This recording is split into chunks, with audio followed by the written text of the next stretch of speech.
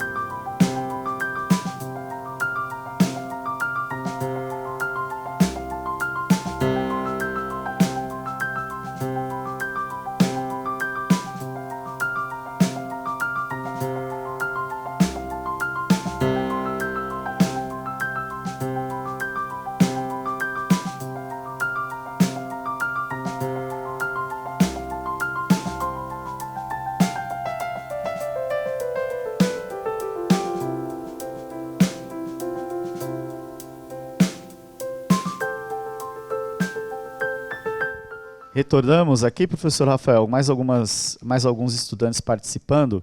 O Henrique colocou 1147, a Júlia 160, o Eduardo 729, a Júlia Vieira 100, o Bruno 150, o Vitor Hugo 108, Nicole 126.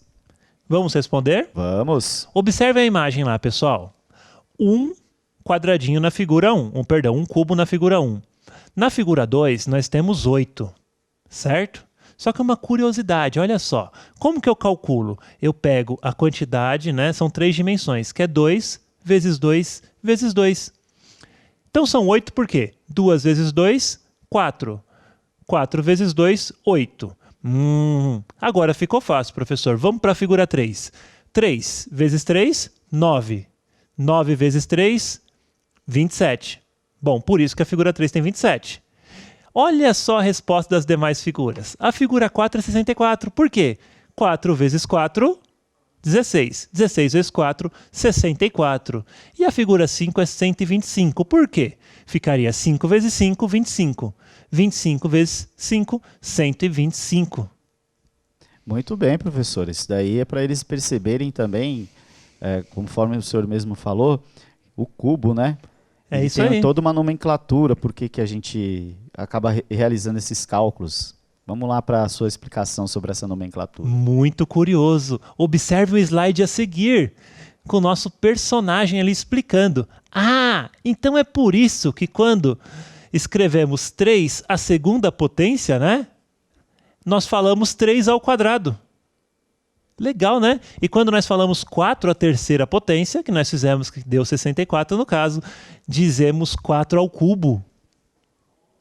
É curioso, né, Isaac? Eu geralmente, raramente eu falo, por exemplo, 3 elevado à segunda potência. Eu já uso 3 ao quadrado. Quando o expoente é 2, né? Já até adiantei aqui, expoente.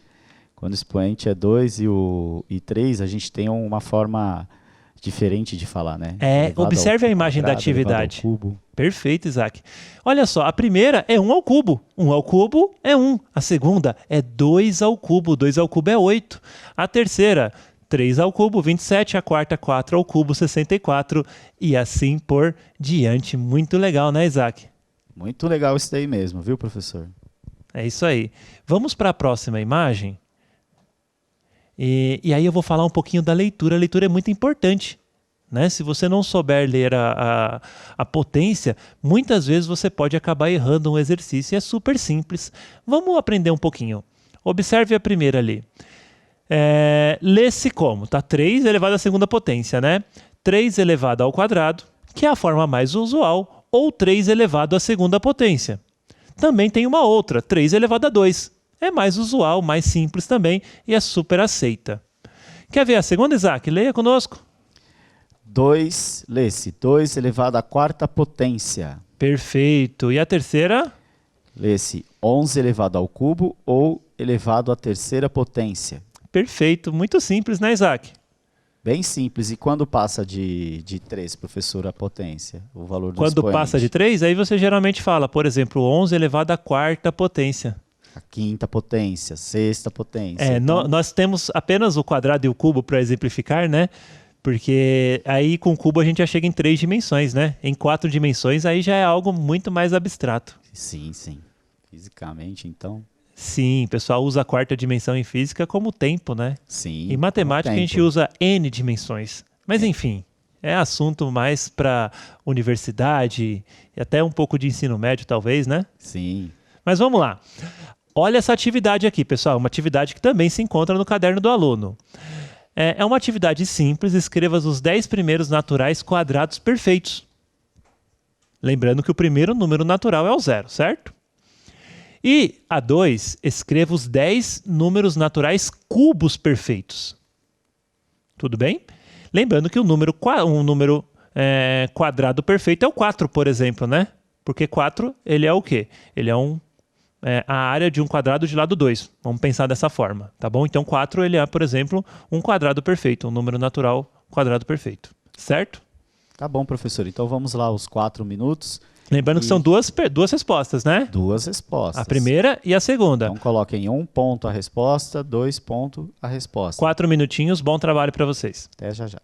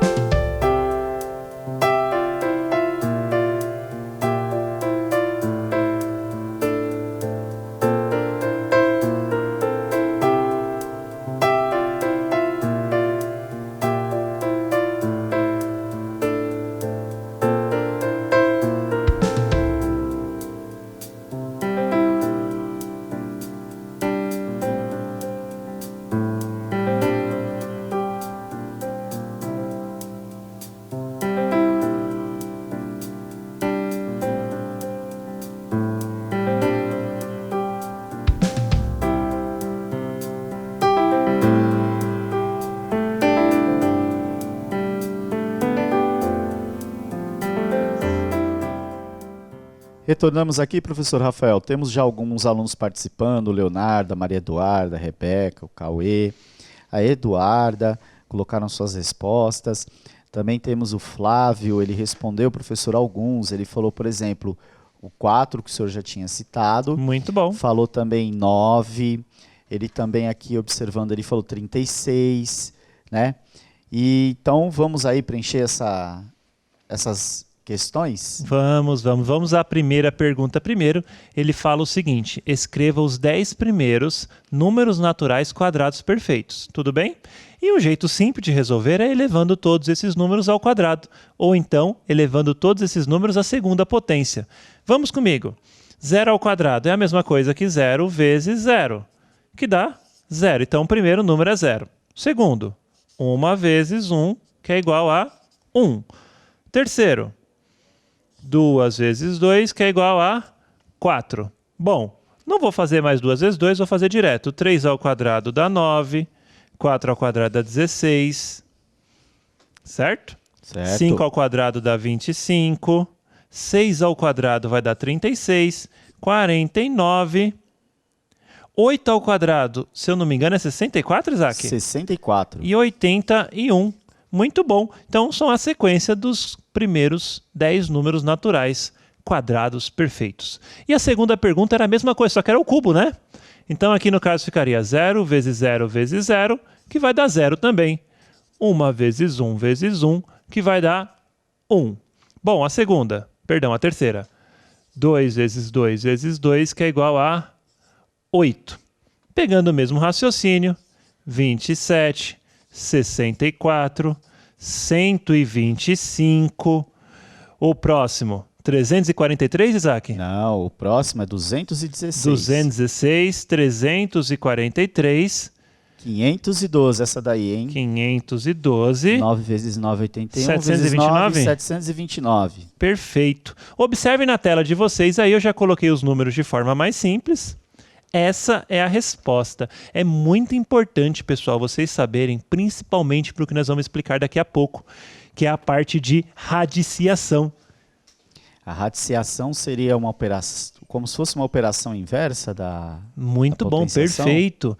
Aí o pessoal já deve ter encontrado, já deve ter visto, né, na escola o termo raiz, principalmente a raiz quadrada, a famosa raiz quadrada, né? Opa! Tudo bem? Então, só recapitulando, a resposta 1 está aí na tela de vocês, 0, 1, 4, 9, 16 e assim vai. Da 2 também está lá. Agora, pessoal, uma atividade que também está no caderno do aluno. Eu vou fazer uma leitura breve com vocês e vou dar 4 minutinhos para vocês responderem. Essa atividade vai introduzir o conceito de raiz e a importância dela aplicada no exercício do cotidiano. Vamos lá comigo. Carlos ligou ao zelador do seu prédio para saber as medidas do quarto principal, a fim de comprar piso para a reforma. O zelador informou que, na última reforma, compraram 17 metros quadrados de piso e havia sobrado 1 metro quadrado. Que bom que sobrou, né? Melhor do que faltar. Bom, ficou sabendo que a medida da largura e do comprimento do quarto eram iguais. Informação importante, hein? Com essas informações, será possível Carlos encontrar as medidas do quarto principal? Se será possível, eu quero saber quais foram as medidas encontradas por Carlos. Bom trabalho para vocês, o Isaac vai estar acompanhando o chat.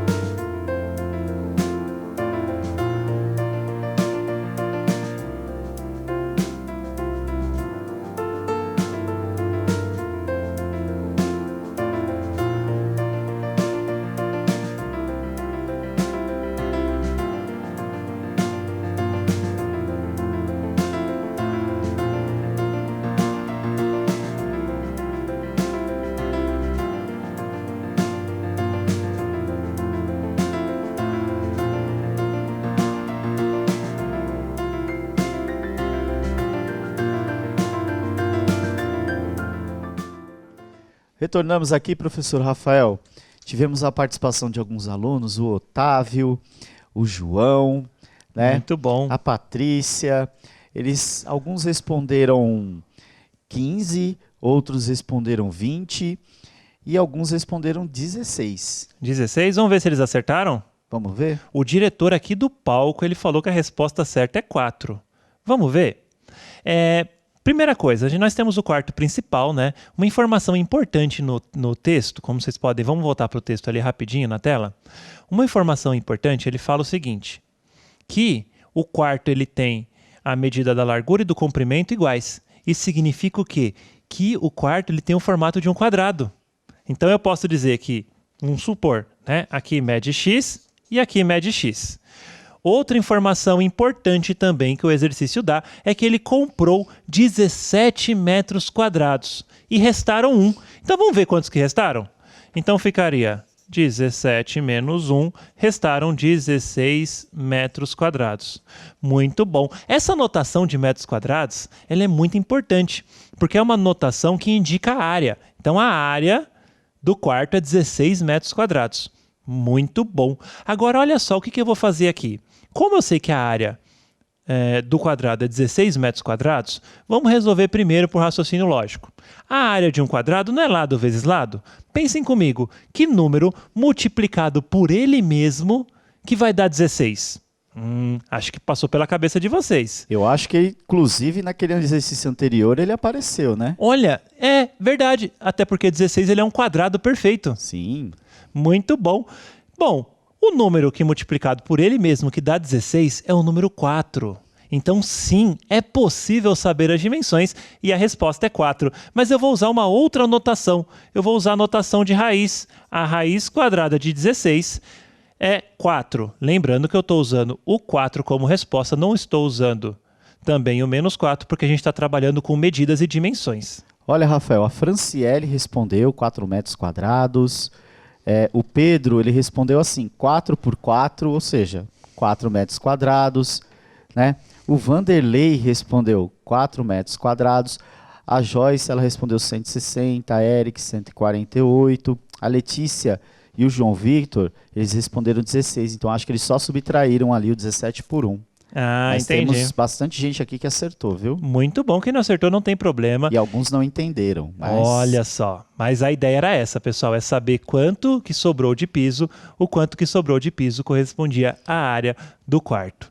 Muito bom. Observem na tela aí, já está a resposta para vocês, novamente, lembrando que 17 menos 1 é igual a 16, fazendo a raiz quadrada de 16, nós temos 4 metros de largura por 4 metros de comprimento. Tudo bem?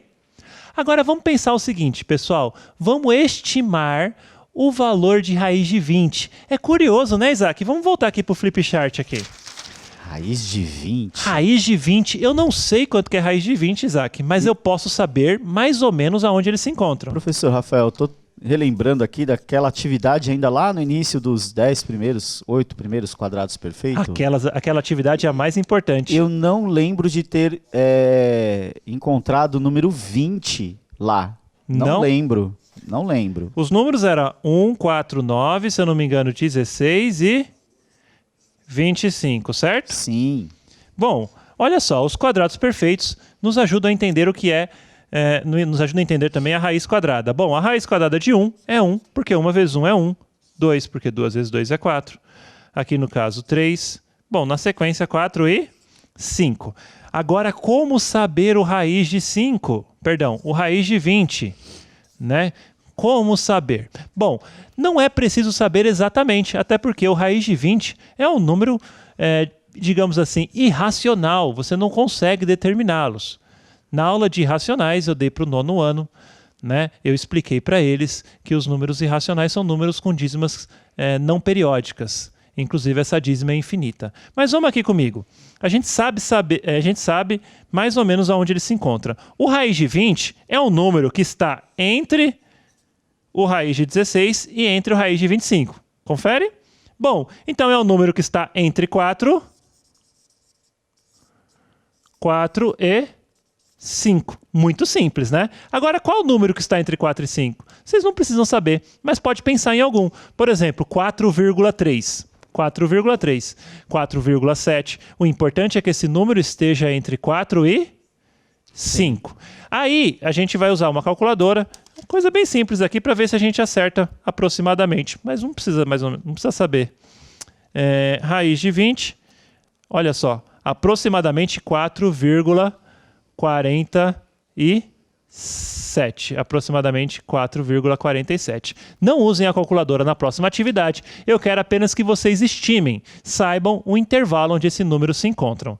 4 minutinhos para vocês, a atividade já está na lousa. Então vamos lá, boa atividade.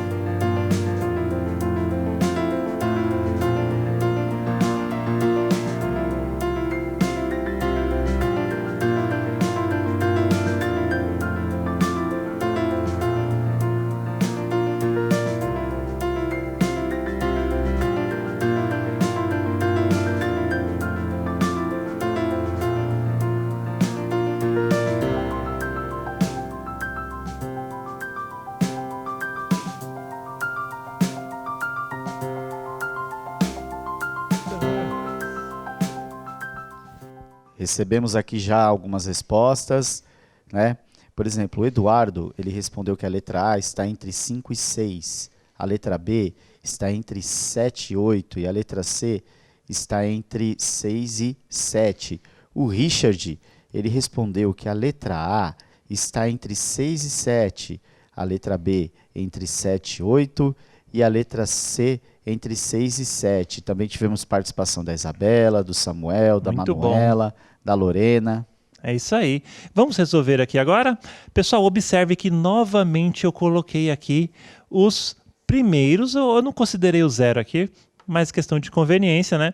Mas os primeiros naturais quadrados perfeitos que guiam nossa atividade. Vamos observar o raiz de 28. Vamos olhar aqui, raiz de 1, raiz de 4. Pô, o raiz de 28, ele está entre o raiz de 5, perdão, o raiz de 25 e o raiz de 36. Então é o número que está entre 5 e 6. Não precisamos saber exatamente, mas deve ser algo em torno, por exemplo, 5,2, 5,3, que seja. O raiz de 63, mesmo raciocínio. Olha, mas ele está bem próximo do 8, né? bem próximo do raiz de 64. Então é um número que está entre 7 e 8. Muito bom. E o último é o raiz de 45. Raiz de 45 está entre 36 e 49. Então é um número que está entre 6 e 7. Mas vamos tentar aqui. Isaac, vamos ver se você chega perto dos números? Vamos lá. Fala aí, raiz de 28, quanto você acha que dá? Olha, raiz de 28, eu acho que vai dar 5,3, alguma coisa assim. 5,29. Olha! Chegou bem perto, hein, Cheguei Isaac? bem perto, hein? E o raiz de 63? Essa é fácil, hein? Olha, o raiz de 63, como ele está muito próximo da raiz quadrada de 64, eu acredito que seja 8,9. Não, 7,9. 7,9. Perfeito, essa você acertou. E o Então, raiz de 45? Raiz quadrada de 45. Como ele está entre o 6 e o 7, ele vai dar um pouco mais de 6,5. Olha, 6,7. Parabéns, Isaac. É isso aí. Então agora, pessoal, vocês já sabem como que se calcula aproximadamente a raiz de um número. Observe a tela de vocês agora. Eu vou explicar como funciona a raiz e algumas propriedades de radiciação.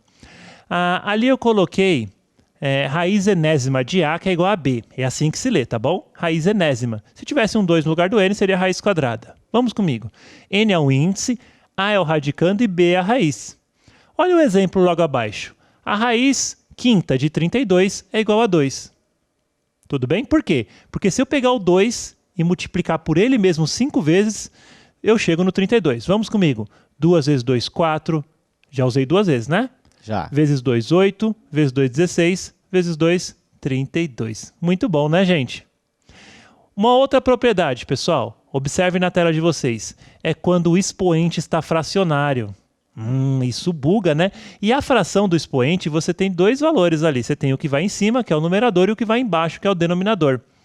Bom, o denominador, ele vira o índice da nossa raiz.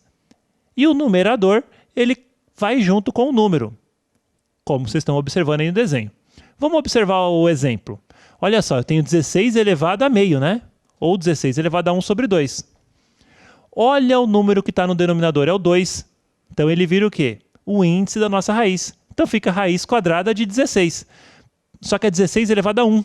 Só que 16 elevado a 1 é 16. Bom, a raiz de 16 é 4. Nós vamos para a nossa agora última atividade.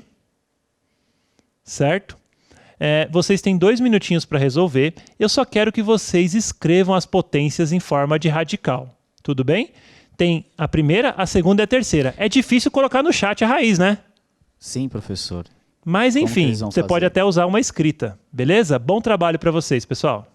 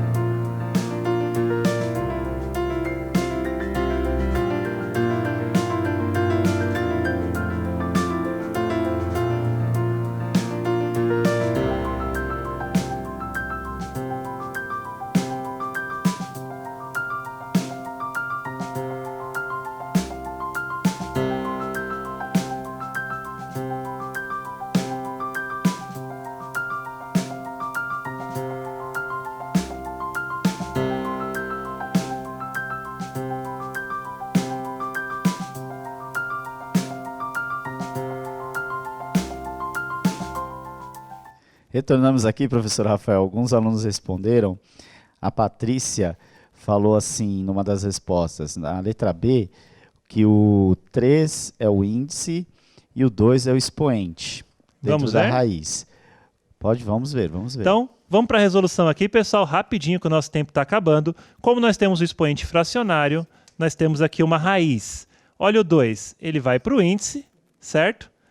E o 3, ele vem aqui, que é o nosso radicando, e 1 a nossa potência. Simplificando aqui, raiz de 3. Vamos observar o próximo. Novamente, uma raiz. O 4, ele continua aqui. Bom, o 3, ele vira nosso índice, 4 ao quadrado. Então, fica a raiz cúbica de 16. E o último ficaria raiz 144 na raiz 2 elevado a 1. Bom, raiz de 144.